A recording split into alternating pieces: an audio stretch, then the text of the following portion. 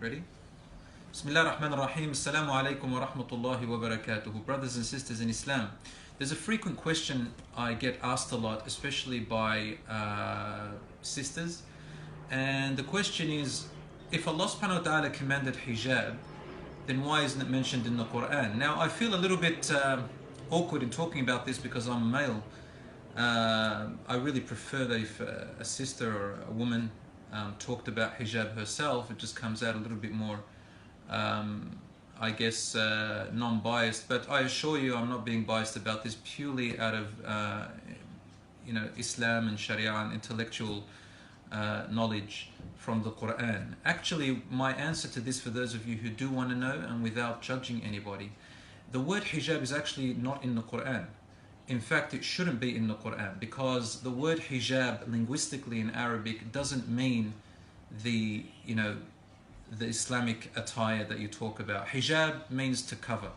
And you could basically wear anything you want. I'm wearing hijab right now. You can a person can wear, just 3 shorts and you can call it hijab.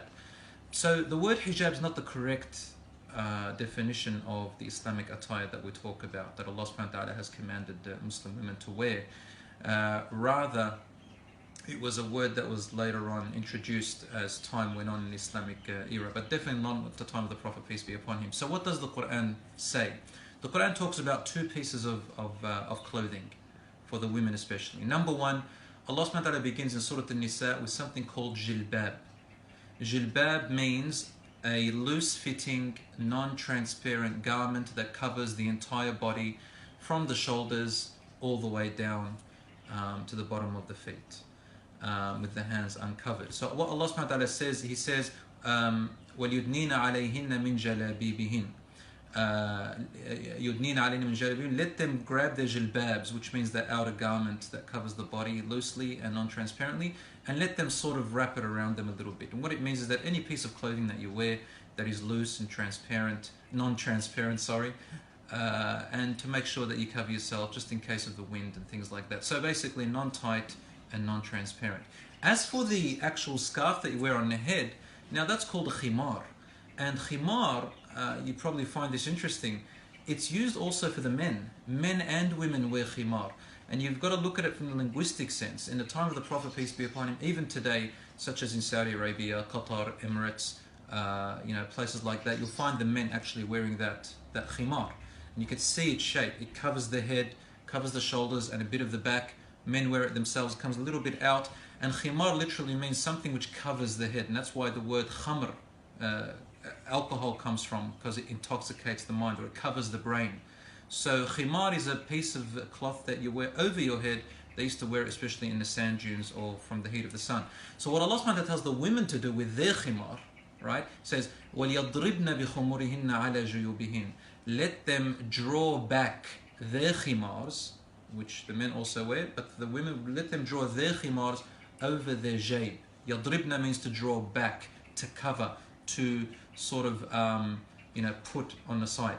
And jayb or juyub means anything that opens the chest area. So if you wear a shirt or anything like that and there's an opening, whether it's a V shape or what you call it, I don't know, circle, round shape, is that what it's called? It's a round shape. And you cover that area, that's called drawing your khimar over it. And that's what Islam actually talks about in the Quran. I just want to say something that, look, you might be looking at me and thinking, well, what about you? What's your hijab? Why are you picking on women? No, I'm not picking on women. Actually, hijab is a matter of faith. And when you have security in your heart and you believe in Allah subhanahu wa ta'ala, this means that you actually trust what Allah subhanahu wa ta'ala is telling you. So really, you shouldn't be wearing a hijab because of some man, or because of society, or because of anything of that. You should be wearing a hijab because of your faith, because of your iman in Allah subhanahu wa ta'ala. A lot of brothers, whenever I'm giving a talk, they come up to me, I'm giving a talk to some women, they say to me, talk about hijab, let them cover themselves up. And I get so irritated from that. When you talk about hijab, it doesn't work. So what I say is, I go, leave it to me. So, there are times where I've talked about Allah's miracle in space, for example, or Allah's mercy, or I talk about the fish in the sea and Allah's mercy.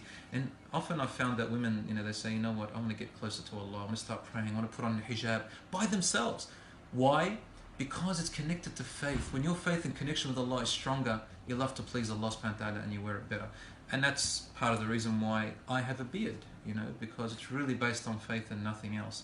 Even though lately science says that the beard is more hygienic than a shaved beard, but that's, you know, scientific discoveries. But really, we do it out of faith. May Allah subhanahu wa ta'ala reward you and increase our iman and yours. Wassalamu alaikum wa rahmatullahi wa barakatuh.